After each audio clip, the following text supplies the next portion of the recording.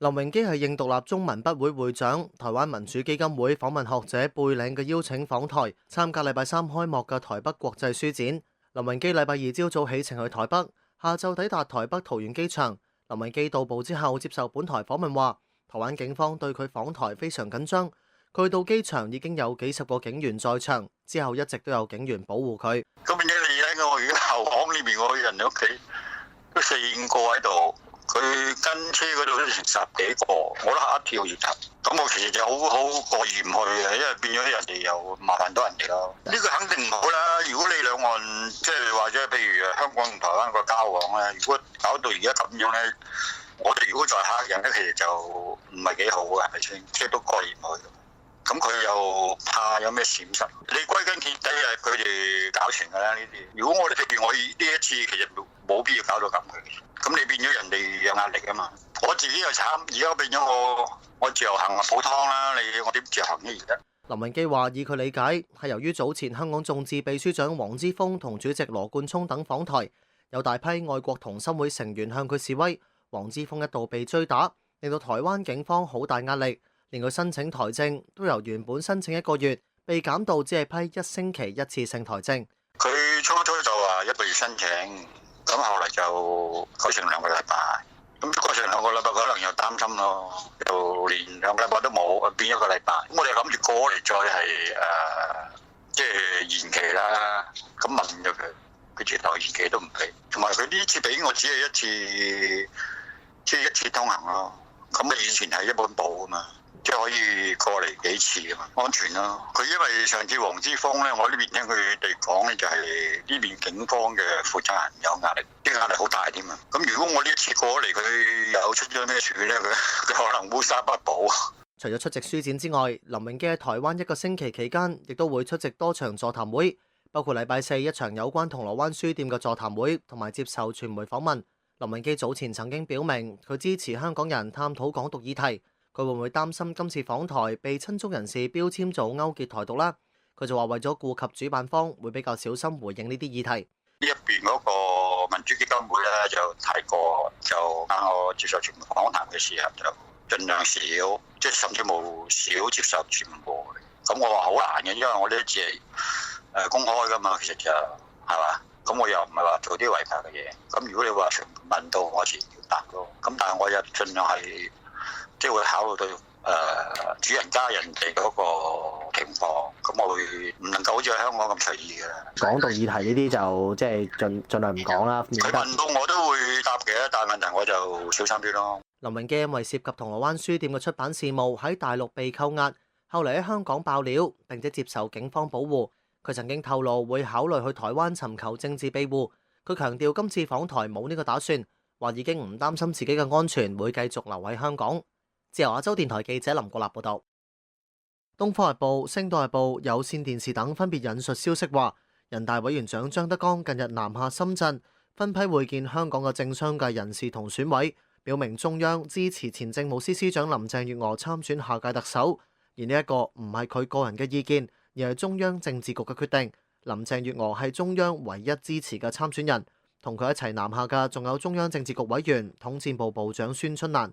建制派選委民建聯嘅蔣麗芸向本台話，佢自己同民建聯選委都冇上深圳，亦都唔確定張德江係咪真係南下傳達中央意向，但認為中央關注特首選舉好正常。我冇去到，咁咧就我都係聽傳聞嘅，咁咧就所以具體佢有冇落嚟我就唔清楚啦。嗱，第一咧我就真係唔清楚係咪委員長落咗嚟嚇，咁不過咧就算係中央對於未來特首嘅人選，咁佢哋關心，我覺得亦都係好自然。咁當然咧，某些人會覺得唔係咁好啦，係咪？咁但係我覺得即係又冇乜嘢嘅。其實呢個世界每一個選舉，有啲人中意邊個，有啲人唔中意邊個，梗係會有啲咁嘅嘢嘅，係咪？即係對於特首呢個人選咧，我覺得中央關心係應該嘅。有建制派選委就對本台透露，相信北上同張德江會面嘅唔係政黨人士，而係工商界選委。相信中央對今次選舉非常緊張，希望盡早捆綁一啲未落決定嘅選委，免生變數。負責協調民主派選委嘅專業議政召集人郭榮鏗回應本台查詢嘅時候批評，如果傳聞屬實嘅話，反映中央全面操控選舉，港人唔會接受。民主派手握嘅300幾張提名票，未決定係咪會提名曾俊華，但就強調希望促成有競爭嘅選舉。要嚟到深圳逐票提名票去為林鄭月娥攞去箍啦，呢一個做法相當之難睇。香港人睇在眼內，亦都會覺得好離譜。嗰個制度已經係遊戲規則係你定落嚟嘅，你仲要喺提名期都未開始，你就要將個結果寫咗落嚟。點解要咁做呢？其實香港人都希望見到一場選舉呢，係比拼政綱、比拼對香港施政嘅理念，而唔係咁樣呢，係箍票咁樣就將嗰個結果咧定咗落嚟。我相信呢個唔係香港人想見到。行政長官參選人胡國興就質疑張德江南下消息嘅真偽，認為中央無需要欽點特首，而林鄭月娥禮拜二冇公開活動，亦都冇回應到張德江南下嘅傳聞。林鄭月娥宣布辭職參選之後，行政長官梁振英喺唔同場合都稱讚林鄭月娥嘅辦事能力。對另外一個亦都宣布參選嘅前下屬曾俊華就好少關注。梁振英禮拜二出席行政會議之前，就質疑曾俊華喺政綱入面提出要為60%市民提供公營房屋，即使將來開發嘅土地全部拎晒嚟起公屋，唔再賣地起私人樓，都未必做得到。梁振英嘅表現被傳媒解讀為係為林鄭月娥造勢。如果我哋唔供應土地俾私人房屋市場起私人樓賣俾市民或者租俾市民住呢，好明顯咧樓價會越嚟越高，租金咧會越嚟越貴，就會迫使好多本來有能力喺私人市場買樓租樓解決自己住屋問題嘅市民咧去排隊或者抽籤攞公營房屋。咁所以呢個問題係一個重大嘅一個策略上嘅一個轉變。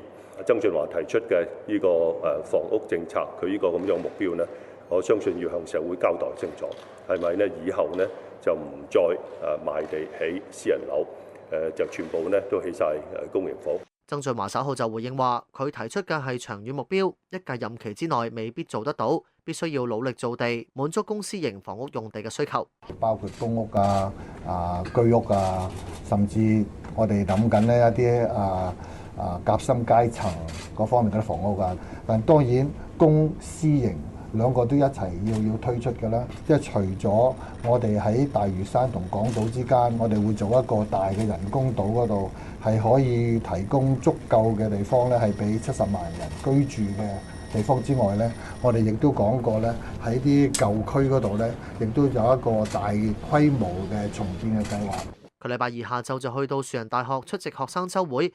期間有學生示威，反對曾俊華提出要為23條立法，同埋指政改要以人大831決定為基礎。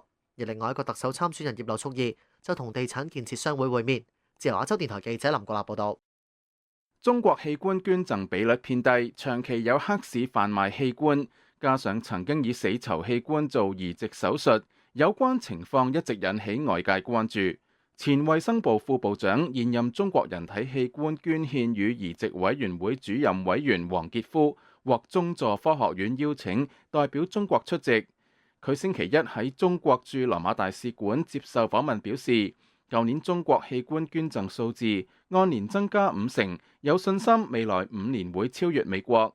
黃傑夫承認中國喺器官移植改革緩慢，但係已經取得重大進展。前年開始停用死囚器官。From the 1st January and 2015, and organ donation from voluntary civilian organ donation has become the only legitimate source for organ transplantations. 黃傑夫話：由2015年1月1日起，民眾自願捐贈器官已經成為器官移植嘅唯一合法來源。黃傑夫喺2005年曾經承認中國有用死囚器官作移植用途，並曾撰寫報告指有多達90%移植器官來自死囚。中助科學院今次邀請中國出席反對器官販賣全球峰會，引起人權同監察組織不滿，批評教廷咁做為中國不道德嘅器官移植制度增添合法性。教廷為決定辯護，強調今次峰會係學術活動，唔涉及政治問題。國際特赦組織中國研究員潘家偉批評黃傑夫嘅講法片面同埋前後矛盾，期望峰會要求中國提升透明度，提供有關器官移植嘅資料。點解中國政府仍然唔願意全面去令呢個事件係透明，去俾國際社會知道究竟中國喺呢個捐贈器官方面嘅情況，佢哋喺政策上同埋具體操作上係點樣執行嘅，係要具體交代點樣取得呢啲嘅捐贈嘅器官，同埋捐贈嘅器官係點樣處理。黃傑夫係目前到訪梵蒂岡嘅最高級中國官員。早前有報道指，中國同梵蒂岡就爭拗多年主教任命問題達成共識，關係有望破冰。今次黃傑夫出席峰會，被視為復交邁出重要一步。外界關注佢此行會唔會同梵蒂岡官員會談。香港聖神研究中心資深研究員林瑞琪表示，黃傑夫到訪肯定有利中梵建交。估計佢會同梵蒂岡官員會面，一定會嘅。呢場一定要見面㗎。第一樣嘢，佢哋唔會敵視對方啦。梵蒂岡一路都唔相信中國政府真係會即係俾晒全面嘅宗教自由。中國政府亦都唔放心梵蒂岡咧，會唔會又照抄翻呢個東歐模式咁樣樣？經過呢啲合作之後咧，大家會覺得就即係會拉近呢方面嘅距離，減少嗰啲摩擦。林瑞琪唔排除梵蒂岡下一步會派代表團去到北京參與國際活動。自由亞洲電台記者高峰報道。